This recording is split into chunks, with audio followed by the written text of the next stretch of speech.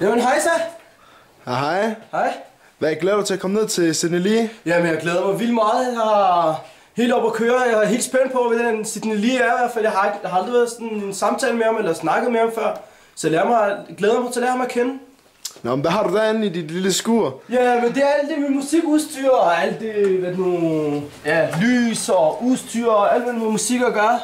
Før i tiden med, hvad nu, ja, med X-Factor, som I kender mig derfra jo. Super. Skal vi så komme afsted over til Sydney? Det synes jeg. Yes. Hey Sydney. Jeg venter på, at I kommer. Hey Sydney. Er du fresh til i aften? Må jeg komme hjem til dig? Jeg tager lige en shaker lige for at friske lidt op, du ved. Nå, må vi komme ind og se det? Det kommer bare ind. Jeg har så tænkt her, med det her lille dejlige bord, det her vi kommer til at sidde og nyde det dejlige mad. Så kan I se, at jeg har spillet lidt. Altså, det er lidt rent, men det skal nok blive lidt værre senere. Jeg tror ham Emil, han er en rigtig frækker. Og jeg glæder mig lidt til at møde ham der, Remy der. Jeg tror vi har meget til fælles. Hvad for noget musik? Det tror jeg. Shh. Vi skal være helt stille. Vi skal ind og høre Simon Emils foredrag, og vi glæder os. Unge mennesker nu til det, de gider ikke at arbejde. Og jeg er bare så træt af det. Det kan godt være, at de mangler en læreplads, men de gider bare ikke ud at arbejde. Jeg er 5% så træt af det. Og så indvandrerne, de er lige så slemme. De kommer til landet, og så siger de, at vi gerne vil have bistand. Men de vil gerne have bistand, men de vil ikke arbejde. Ej, er der nogen spørgsmål? Ja. Undskyld, er du okay, Jacob? Nej, det gør du ikke. Du bliver siddende. Hvorfor? Fordi du skal lytte til, hvad jeg siger. Det var dumt. Fucking let's go. Det kan godt være. Hej Simon. Hej. Vi skal bare lige høre, om du er klar til at komme op til Sidney Lee senere i aften. Altså, jeg håber, han er bedre, end hvad jeg har set på tv. Så jeg glæder mig da. Okay, men vi kommer i hvert fald hen dig i aften, og du må have en god dag. Ja, lige måde. Hej Sidney. Ja, hej. Jeg har så skiftet, mens jeg lige har været ude ved mine gæster og kigge på det, de har haft det. Og jeg glæder mig rigtig meget til, at de kommer. Jeg har taget min fineste bandana på, som han håndlavet.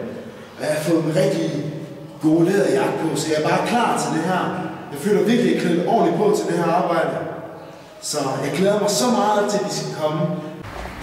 Er du klar til at tage over til Sydney? Ja, jeg føler mig virkelig klar. Tusind tak for avisen. Tusind tak. Jeg føler mig virkelig klar til over til Sydney. Det bliver vildt griner i hvert fald. Du kører bare, ikke? Ja. Godt nok. Økonomisk krise. Hvad fanden?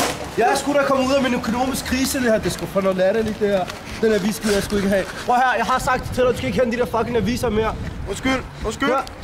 Kan jeg ikke. Ved du hvad? Du får ikke løn fra mig mere. Det er for dårligt. Ja, men så er vi over ved Sydney.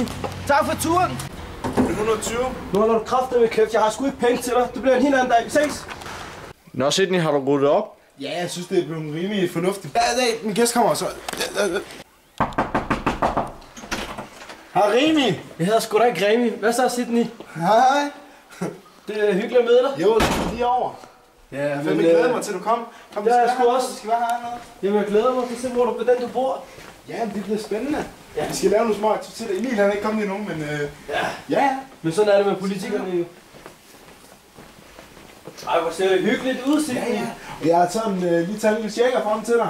Det kommer lige fra kølet af. Ej, hvor er det dejligt, Sydney. Det er så dejligt, det her. Det er virkelig dejligt at være hjemme hos dig. Jo, tak. Hvor er din Playstation? Jeg hørte, du er sådan en freak, der sidder hver dag og spiller. Ja, jeg har gemt den væk, for jeg er lidt bange for, at Emil han ridser den. Faktisk. Jeg har glædet mig så meget. Jeg glæder mig til at se, hvad vi kommer til at lave i aften. Jamen, det gør jeg også. Ja. Men du var jo med i det der X-Factor der, ikke? Ja.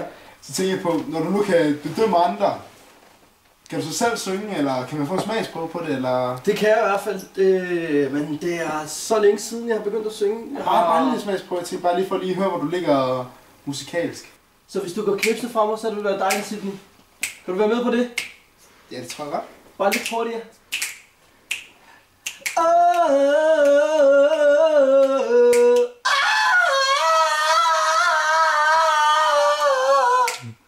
Hvad synes du om det, Sydney? Kæft, det er fandme en af de smukkeste stemmer, jeg har hørt længe. Ja, det er jo derfor, du er dommer i X-Factor jo. Det er nemlig det, Sydney. Ja. Der har du lige fat i noget. Ja, ja. Og det er det, jeg synes, unge mennesker skal lære noget, jo. Ja. Der skal være mere gang i musikken her nu til dags, du ved. Hvis vi nu siger musikgenre, hvad ligger du mest i der? Så tænker jeg Michael Jackson. Michael Jackson? Så tænker jeg Elvis. Elvis. Jeg er sådan helt sådan kæmpe Elvis-fan, du ved. Han er en af mine kæmpe idol. Det er ham, jeg ser lige frem til. Rami, kunne du ikke tænke dig en kuldshaker? Jo, det kunne jeg jo godt. Jo da. Skal jeg lige række ind til dig her? Jamen, tusind tak. Så tager jeg også lige en lille shakerbasse her. Men tak for det. Skulle du egentlig ikke have været følt sammen med Emil og Linse? Jo, Emil, det er fordi, der er det der med 4 stjerners middag, at de køres med limousine jo. Jeg tog selv afsted jo, fordi der limousine-chaufføren, han hopper ned af 5. sal og det hele. Og Simon Emil, han skal tage bussen nu. Han venter på bussen stadig nu, fik jeg at vide. Okay. Hvad så med Linse Kiste? Ja, hendes bat er punkteret, så derfor kunne hun ikke komme. Nu tror jeg, at han vil køre forbi mig 2 gange nu. Jeg kan simpelthen ikke tage det. Jeg bliver nødt til at tage det op til næste møde, det her. Jeg står her midt på Nørrebro, men jeg skal ligesom videre for fanden. Jeg kan simpelthen ikke tage det. Am for satan! Skål! Ja, hvordan har du egentlig med folk, der smider mad ud? Sådan? Jeg synes, det er noget værre svinderi. Det er samme med mig, mand. Jeg har faktisk noget mad, jeg lige kom til at smide ud her i... Ja, for 2 timer siden der. Nej, ved du hvad, Sydney? Vi går ud og henter det. Vi går 5 ud og kigger på, hvad det er. Det kan være noget godt. Det kan spises. Det kan spises. Bare følg med os. Kom, du skal... Det er den der container, som min mad ud i. Er det den? Ja, ja. Ej, ved du hvad, Sydney, vi skal have det ud. Bare en positiv, har du smidt en positivs ud? Ja. Sydney, du er jo helt væk. Vi smager på dem. Det gør jeg ikke. Kom. Det er seriøst, det gør jeg. Kom. Ej, de er gode. De er gode. Kameramand, nu smag. Det er Ved du hvad, vi skal prøve at se, om vi kan finde den her. Kom med, ikke? Ej, ved du hvad, der er for meget. Ej, ved du hvad, der er også croissanter for helvede. Vi holder os bare til den her, ja. Vi skal heller ikke være madsvin. Ej, ved du hvad, der er croissanter, og der er gifler, der er det hele. Ej, Sydney, du skulle da helt væk. Hvad fanden? Også dine naboer. Er det din overboer? Hvad fanden? Kylling? Ja, ja. Ved du hvad, vi tager det hele. Vi tager det hele. Vi kører med container. Ved du hvad, kom. Lad os gøre det. Kom. Vi tager hele lortet. Hallo! Hallo! Sydney! Simon, programmet er slut. Ej, for satan, det var den lorte bus!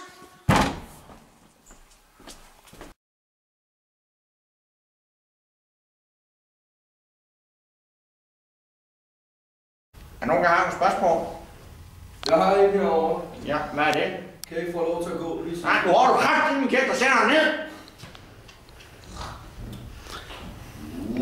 Hej Emil. Hej. Glæder du til at komme ned til Sydney lige her i aften? Ja, det gør jeg da. Ja. Jeg glæder mig da til at se, om de kan være... Om de, altså, hvad er det lige? Så skal du sige det der, husk det. Om igen. Jamen, det bliver spændende at så se. Nej. Jeg har været idé. Men Rami, Ja. skulle du ikke have været følsom med Linse og Emil? Jo, men Emil, han sagde, at han skulle... Ja, det er en privatchauffør. Jeg ved ikke, der var en limousine, der skulle hente, som du ved... Ja. 5 stjerner, eller 4 stjernes middag jo, ikke? Ja. Det skal jeg godt ud med det. Ja. Du skulle være følsom med Linse, skulle du ikke, og Emil? Jo, men Emil, det er fordi, vi skulle... Du ved godt, som i 4 stjernes middag, skulle vi have taget en limousine. Men limousinen, ja, chaufføren i hvert fald, jeg ved ikke, hvad der er galt med ham. Så det ender med, Emil tager bussen. Men du skulle være følsom med Linse også, jo. Ja, hendes patter er punkteret i hvert fald. Hvad så med Linse? Hvad så med Lindsay? Hvad så med Lindsay Kessler? Ja... Hvad med Lindsay Kessler? Ja, det er fordi hun er... Hvad så med Lindsay Kessler? Ja, hendes pat er punkteret, så det er derfor hun skal... Okay, det kan man. Det kan simpelthen ikke passe. Både den bus er kørt, og den bus er kørt, og den bus er kørt. Jeg kan simpelthen bare hader bare de buschauffører. Klip smerten væk. Klip den smerte væk. Klip smerten væk.